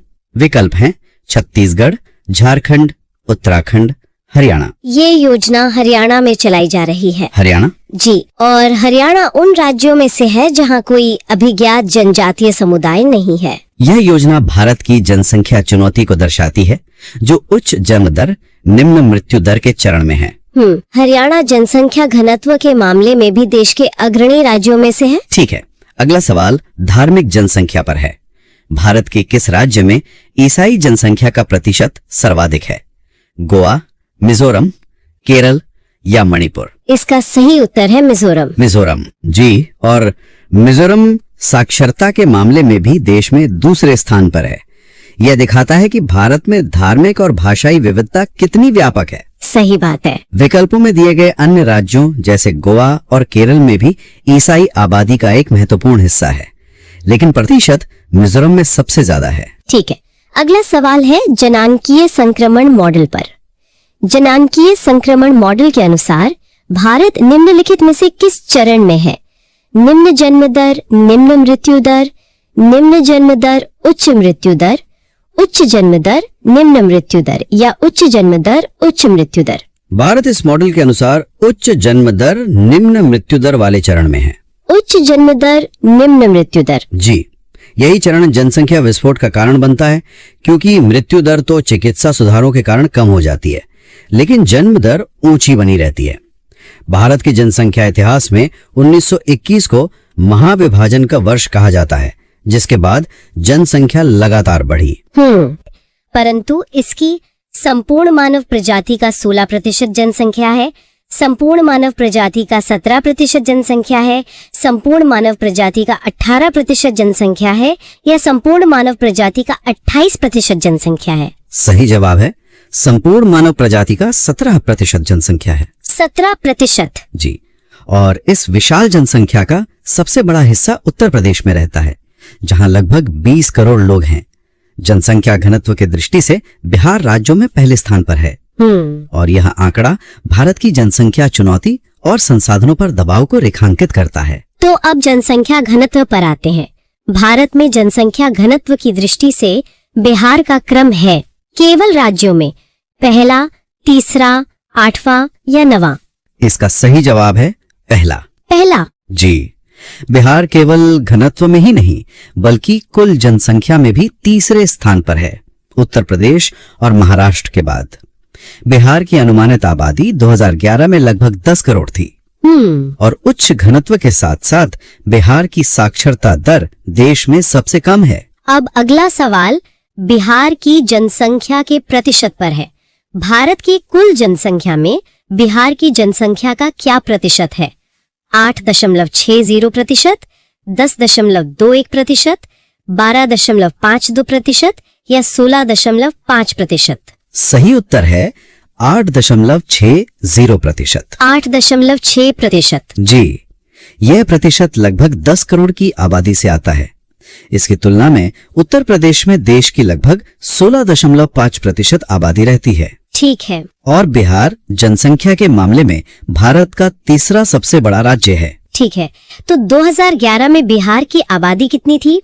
2011 की जनगणना में बिहार की अनुमानित आबादी है 8 करोड़, 9 करोड़, 10 करोड़ या 14 करोड़? इसका सही जवाब है 10 करोड़। 10 करोड़? जी, यह आबादी भारत की कुल जनसंख्या का 8.60% है। सबसे अधिक आबादी वाला राज्य उत्तर प्रदेश है, जिसकी आबादी लगभग 20 करोड़ थी। और बिहार उत्तर प्रदेश और महाराष्ट्र के बाद तीसरा सबसे अधिक आबादी वाला राज्य है। अब बिहार में महिला साक्षरता की दर पर एक सवाल। 2011 की जनगणना के अनुसार बिहार में महिला साक्षरता की दर क्या है? 47.0%, 51.5%, 53.2% या 61.8%? इसका सही उत्तर है 51.5%। 51.5%, जो कि बहुत कम है। जी, ये भारत के सभी राज्यों में सबसे कम महिला साक्षरता दर थी। बिहार की कुल साक्षरता दर 61.8% थी, जो भी देश में सबसे कम है। सही। इसकी तुलना में केरल में महिला साक्षरता दर देश में सर्वाधिक है। ठीक है, अब देश के सर्वाधिक जनसंख्या वाले राज्य पर एक प्रश्न। जनगणना 2011 के अनुसार देश में सर्वाधिक जनसंख्या वाला राज्य कौन सा है, जहां लगभग 20 करोड़ लोग रहते हैं? विकल्प: उत्तर प्रदेश, मध्य प्रदेश, महाराष्ट्र, पश्चिम बंगाल। इसका सही जवाब है उत्तर प्रदेश। उत्तर प्रदेश। जी, दूसरा सर्वाधिक आबादी वाला राज्य महाराष्ट्र है और तीसरा सर्वाधिक आबादी वाला राज्य बिहार है। और उत्तर प्रदेश में अनुसूचित जाति की जनसंख्या भी देश में सर्वाधिक है। अब एक बहुत महत्वपूर्ण सामाजिक संकेतक लिंगानुपात पर बात करते हैं। जनगणना 2011 के अनुसार भारत में लिंगानुपात क्या है? प्रति 1000 पुरुषों पर 943 महिलाएं, प्रति 1000 पुरुषों पर 945 महिलाएं, प्रति 1000 पुरुषों पर 964 महिलाएं या प्रति 1000 पुरुषों पर 985 महिलाएं? सही जवाब है प्रति 1000 पुरुषों पर 943 महिलाएं। 943। जी, ये एक राष्ट्रीय औसत है और राज्यों के बीच इसमें काफी भिन्नता है। कम लिंगानुपात सामाजिक चुनौतियों का एक संकेतक है। बिल्कुल। और यह आंकड़ा जनगणना के महत्वपूर्ण सामाजिक संकेतकों में से एक है। अगला सवाल भारत के जनसंख्या इतिहास पर है। भारत में जनसंख्या वृद्धि के इतिहास में कौन सा वर्ष महाविभाजन का वर्ष कहलाता है? 1951, 1991, 2001 या 1921? इसका सही जवाब है 1921। 1921। जी, 1921 से पहले भारत की जनसंख्या वृद्धि अनियमित थी, लेकिन इसके बाद यह लगातार बढ़ती गई। इस वृद्धि का मुख्य कारण मृत्यु दर में कमी और उच्च जन्म दर का बना रहना था। और यही वो दौर है जिसे भारत का जनांकीय संक्रमण कहा जाता है। ठीक है, अब शहरी जनसंख्या की बात करते हैं। 2011 की जनगणना के अनुसार सर्वाधिक कुल शहरी जनसंख्या वाला राज्य कौन सा है? उत्तर प्रदेश, महाराष्ट्र, तमिलनाडु या केरल? इसका सही उत्तर है महाराष्ट्र। महाराष्ट्र। जी, महाराष्ट्र देश का दूसरा सबसे अधिक जनसंख्या वाला राज्य भी है। यहाँ मुंबई, पुणे, नागपुर जैसे बड़े शहरी केंद्र हैं जो इसकी कुल शहरी आबादी में योगदान करते हैं। सही। और ये ध्यान रखना जरूरी है कि ये कुल शहरी जनसंख्या की बात है, शहरी जनसंख्या के प्रतिशत की नहीं। ठीक है, अब एक सवाल उन राज्यों पर जहां जनजातीय समुदाय नहीं है। निम्नलिखित में वो राज्य या संघ राज्य क्षेत्र कौन सा है जिसमें कोई अभिज्ञात जनजातीय समुदाय नहीं है? उत्तर प्रदेश, उड़ीसा, आंध्र प्रदेश, दिल्ली? इसका सही जवाब है दिल्ली। दिल्ली। जी, दिल्ली के अलावा हरियाणा और पंजाब भी ऐसे राज्य हैं जहां कोई अधिसूचित अनुसूचित जनजाति नहीं है।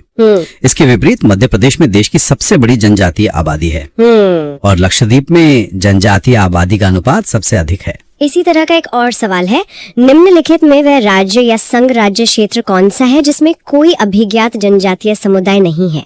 छत्तीसगढ़, हरियाणा, महाराष्ट्र, कर्नाटक। इसका सही उत्तर है हरियाणा। हरियाणा। जी, जैसा कि पहले बताया गया, दिल्ली और पंजाब में भी कोई अधिसूचित जनजातीय समुदाय नहीं है। भारत की कुल जनसंख्या में जनजातीय आबादी का हिस्सा 8.6% है और इसके पड़ोसी राज्य पंजाब में अनुसूचित जाति का प्रतिशत देश में सर्वाधिक है। अब दूसरा सर्वाधिक आबादी वाला राज्य। 2011 की जनगणना के अनुसार भारत का दूसरा सर्वाधिक आबादी वाला राज्य कौन सा है? महाराष्ट्र, बिहार, पश्चिम बंगाल, राजस्थान। सही जवाब है महाराष्ट्र। महाराष्ट्र। जी, पहला सर्वाधिक आबादी वाला राज्य उत्तर प्रदेश है। ओके। और तीसरा सर्वाधिक आबादी वाला राज्य बिहार है। ठीक है। और महाराष्ट्र में देश के सर्वाधिक कुल शहरी जनसंख्या भी निवास करती है। तो अगला सवाल तीसरे सबसे बड़े राज्य पर है। 2011 की जनगणना के अनुसार उत्तर प्रदेश तथा महाराष्ट्र के बाद सर्वाधिक जनसंख्या वाला राज्य कौन सा है? पश्चिम बंगाल, बिहार, आंध्र प्रदेश या तमिलनाडु? इसका सही उत्तर है बिहार। बिहार। जी, तो क्रम है उत्तर प्रदेश, महाराष्ट्र और फिर बिहार। बिहार की आबादी लगभग 10 करोड़ है और ये जनसंख्या घनत्व में पहले स्थान पर है। और बिहार की साक्षरता दर देश में सबसे कम है। ठीक है, अब सबसे कम जनसंख्या वाला राज्य कौन सा था? सन 2011 की जनगणना के अनुसार नीचे दिए गए राज्यों में से किसकी जनसंख्या न्यूनतम थी? विकल्प है सिक्किम, मिजोरम, गोवा, मेघालय। इसका सही जवाब है सिक्किम। सिक्किम। जी, सिक्किम भारत का सबसे कम आबादी वाला राज्य है। इसकी तुलना में भारत का सबसे अधिक आबादी वाला राज्य उत्तर प्रदेश है, जिसकी आबादी 20 करोड़ के करीब है। ये भारत के राज्यों के बीच जनसंख्या के विशाल अंतर को दर्शाता है। सवाल जो जनसंख्या घनत्व के क्रम पर है। वर्ष 2011 की जनसंख्या के अनुसार निम्नलिखित में से भारतीय राज्यों का कौन सा समूह जनसंख्या घनत्व का सही अवरोही क्रम दर्शाता है? हमारे पास 4 विकल्प है। पहला है पंजाब, महाराष्ट्र, तमिलनाडु, हरियाणा। दूसरा तमिलनाडु, पंजाब, महाराष्ट्र, हरियाणा। तीसरा पंजाब, तमिलनाडु, हरियाणा, महाराष्ट्र। और चौथा हरियाणा, तमिलनाडु, पंजाब, महाराष्ट्र। जी, इसमें जो सही अवरोही क्रम है वो है चौथा विकल्प, हरियाणा, तमिलनाडु, पंजाब और फिर महाराष्ट्र। हरियाणा, तमिलनाडु, पंजाब, महाराष्ट्र। जी, और ये ध्यान रखना महत्वपूर्ण है कि ये केवल दिए गए विकल्पों में से क्रम है। भारत में सबसे अधिक जनसंख्या घनत्व वाला राज्य बिहार है।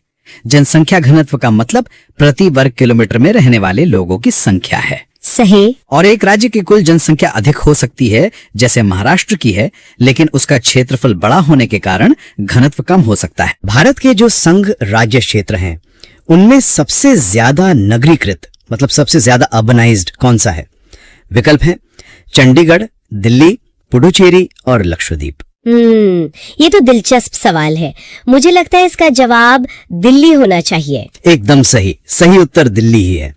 और देखिए, इसके पीछे के जो आंकड़े हैं वो काफी चौंकाने वाले हैं। अच्छा। हाँ, 2011 की जनगणना को देखें तो दिल्ली की लगभग 97.5% आबादी शहरी है। 97.5%? मतलब लगभग पूरी की पूरी दिल्ली ही शहरी है। बिल्कुल। और दिल्ली के ठीक बाद चंडीगढ़ का नंबर आता है। वैसे अगर राज्यों की बात करें तो गोवा सबसे ज्यादा नगरीकृत राज्य है और हिमाचल प्रदेश सबसे कम। ठीक है, तो अगला सवाल लेते हैं। भारत के राज्यों में से किस एक का जनसंख्या घनत्व मतलब पॉपुलेशन डेंसिटी सबसे कम है? हिमाचल प्रदेश, मेघालय, अरुणाचल प्रदेश या सिक्किम? इसका जवाब है अरुणाचल प्रदेश। अरुणाचल प्रदेश। और वहाँ घनत्व कितना कम है? बहुत ज्यादा कम। 2011 की जनगणना के हिसाब से अरुणाचल प्रदेश में प्रति वर्ग किलोमीटर सिर्फ 17 लोग रहते हैं। सिर्फ 17? हाँ, सिर्फ 17। जबकि पूरे देश का औसत 382 व्यक्ति प्रति वर्ग किलोमीटर है। और सोचिए, सबसे ज्यादा घनत्व वाला राज्य बिहार है, जहां यह आंकड़ा 1106 है। जमीन आसमान का फर्क है। बिल्कुल। अच्छा, एक और सवाल है।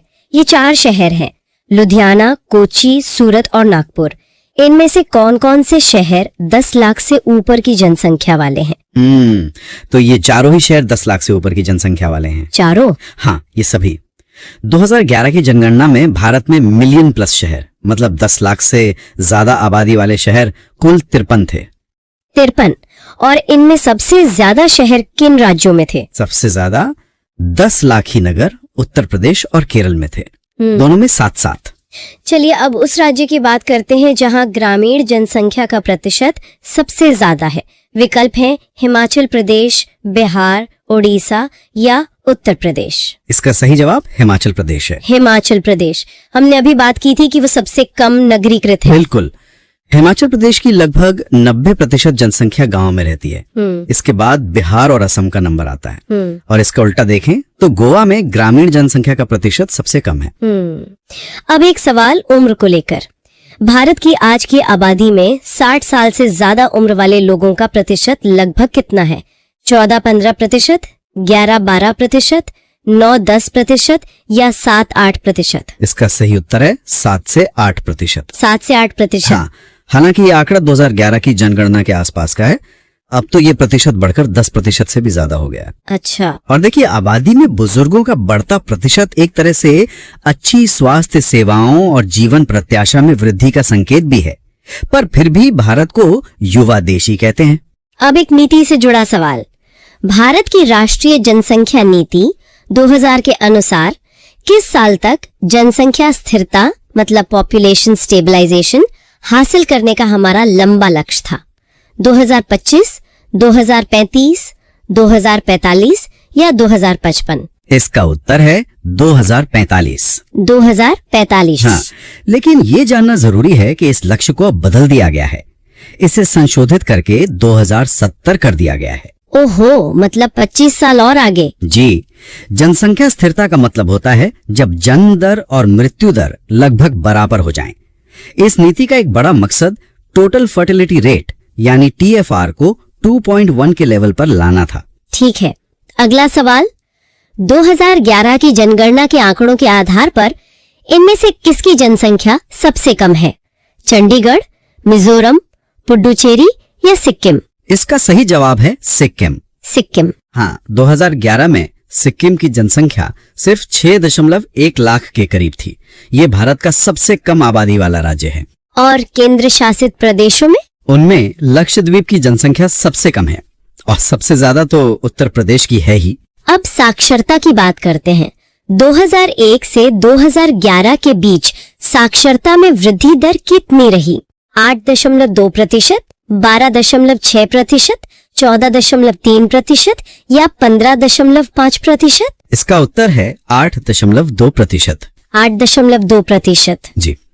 2001 में भारत की साक्षरता दर थी 64.8%, जो 2011 में बढ़कर लगभग 73 या 74% हो गई। और इसमें पुरुषों और महिलाओं की साक्षरता में कितना अंतर था? काफी अंतर था।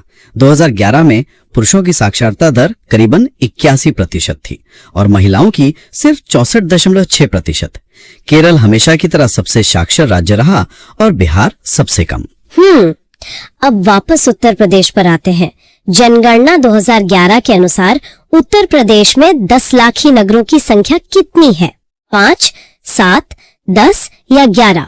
इसका सही उत्तर है 7। 7? हाँ, जैसा हमने पहले भी बात की, उत्तर प्रदेश और केरल दोनों राज्यों में 7-7 10 लाखी नगर थे 2011 में। और यूपी में कौन कौन से शहर हैं ये? इनमें कानपुर, लखनऊ, गाजियाबाद, आगरा, वाराणसी, मेरठ और इलाहाबाद, जिसे अब प्रयागराज कहते हैं, ये सब शामिल हैं। ठीक है। अब एक सवाल जनसंख्या वृद्धि दर पर है। इनमें से कौन सा जोड़ा सही नहीं है? दशक और वृद्धि दर।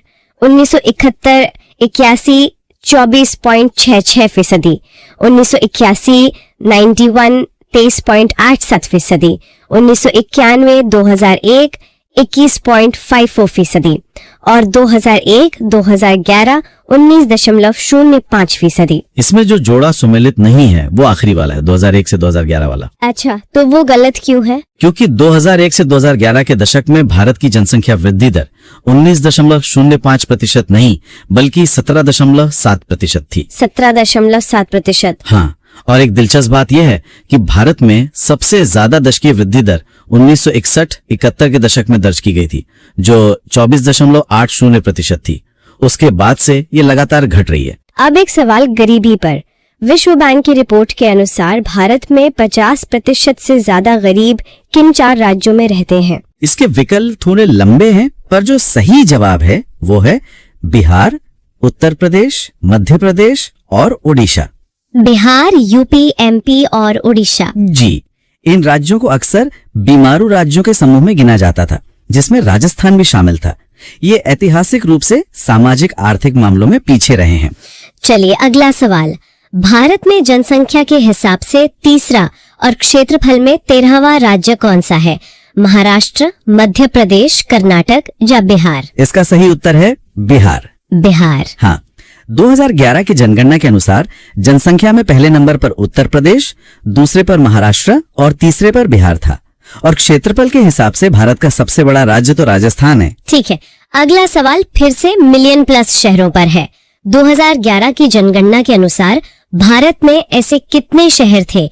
29, 35, 39 या 53? इसका जवाब हम पहले भी दे चुके हैं। सही उत्तर है 53। 53। जी, और सोचिए 1901 में सिर्फ एक ऐसा शहर था, कलकत्ता। 2001 में यह संख्या 35 हुई और 10 साल में ही बढ़कर 53 हो गई। ये बहुत तेज शहरीकरण दिखाता है। अब एक और सवाल जनसंख्या घनत्व पर। भारत में अधिकतम और न्यूनतम जनसंख्या घनत्व वाले प्रदेश कौन कौन से हैं? तो अधिकतम घनत्व वाला राज्य है बिहार और न्यूनतम वाला है अरुणाचल प्रदेश। बिहार और अरुणाचल प्रदेश। हाँ, बिहार का घनत्व 1106 व्यक्ति प्रति वर्ग किलोमीटर है और अरुणाचल का सिर्फ 17। अगर केंद्र शासित प्रदेशों को भी शामिल कर लें तो दिल्ली का घनत्व सबसे ज्यादा है, 11,320।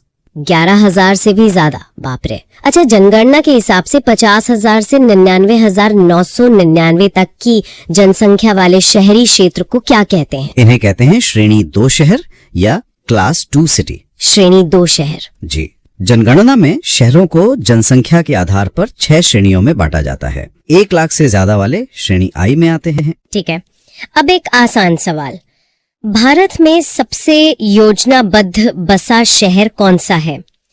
कोयम्बटूर, नई दिल्ली, चंडीगढ़ या सेलम? इसका जवाब तो ज्यादातर लोगों को पता होगा, यह है चंडीगढ़। चंडीगढ़। जी, इसका डिजाइन फ्रांसीसी वास्तुकार ले कॉर्बुजिए ने तैयार किया था और ये शहर अपनी वास्तुकला और हरियाली के लिए बहुत मशहूर है। अब एक सवाल। भारत में जनसंख्या घनत्व के ट्रेंड पर क्या ये निरंतर बढ़ा है, लगभग स्थिर रहा है, कुछ कम हुआ है या पहले बढ़ा और फिर घटा है? इसका सही उत्तर है ये निरंतर बढ़ा है। लगातार बढ़ा ही है। हाँ, लगातार। देखिए, 1951 में भारत का जनसंख्या घनत्व सिर्फ 117 था। 2001 में 325 हुआ और 2011 में बढ़कर 382 हो गया। मतलब जमीन पर आबादी का दबाव लगातार बढ़ रहा है। अगला प्रश्न है कि भारत में नगरीय जनसंख्या की सर्वाधिक दशकीय वृद्धि किस दशक में पाई गई? 1961-71 में, 1971-81 में, 1981-91 में या 1991-2001 में? इसका जवाब है 1971-81 के दशक में। 1971 से 81 के बीच। जी, इस दशक में शहरी जनसंख्या में 46.14% की जबरदस्त वृद्धि दर्ज की गई थी। और इसकी वजह क्या थी? इसकी मुख्य वजह थी औद्योगिकीकरण और गांवों से शहरों की तरफ पलायन। अच्छा, और नगरीकरण से समाज पर क्या असर पड़ता है? जन्म दर और मृत्यु दर दोनों घटी है या सिर्फ जन्म दर घटी है या दोनों बढ़ी है? इसका सही जवाब है जन्म दर और मृत्यु दर दोनों घटी है। दोनों घटी है। हाँ, शहरों में बेहतर स्वास्थ्य सुविधाओं से मृत्यु दर घटती है और शिक्षा व जागरूकता बढ़ने से लोग छोटे परिवार अपनाते हैं, जिससे जन्म दर भी घटती है। इसे जनसांख्यिकीय संक्रमण भी कहते हैं। अब जनजातीय जनसंख्या पर आते हैं। भारतीय राज्यों में सबसे ज्यादा जनजातीय जनसंख्या कहाँ है?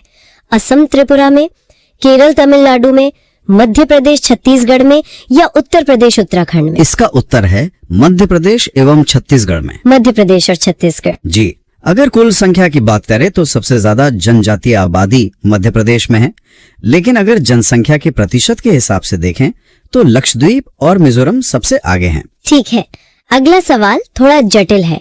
इन राज्यों को नगरीकरण के हिसाब से घटते हुए क्रम में लगाना है। पश्चिम बंगाल, तमिलनाडु, महाराष्ट्र, गुजरात।